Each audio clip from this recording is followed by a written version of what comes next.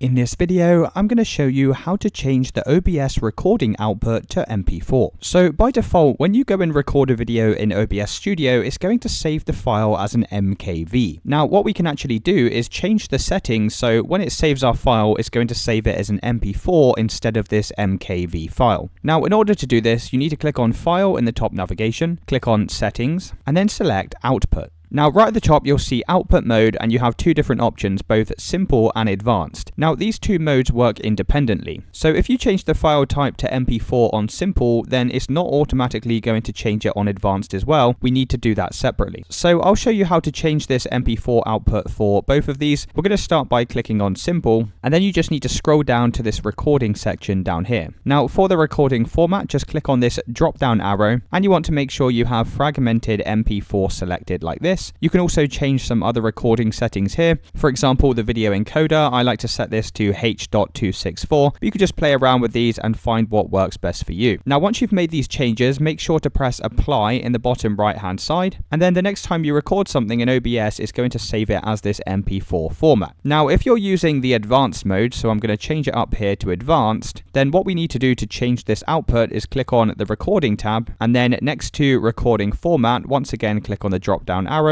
and just make sure you have fragmented MP4 selected, and once again you can change all of your other recording settings as well. Once you're finished, just go and press apply in the bottom right hand side, and then go and press OK. So now you can go and start recording your OBS videos, and they're automatically going to be saved as MP4s, and it's really as simple as that, guys. If you did find this video helpful, then let me know in the comments, and I'll see you in the next one.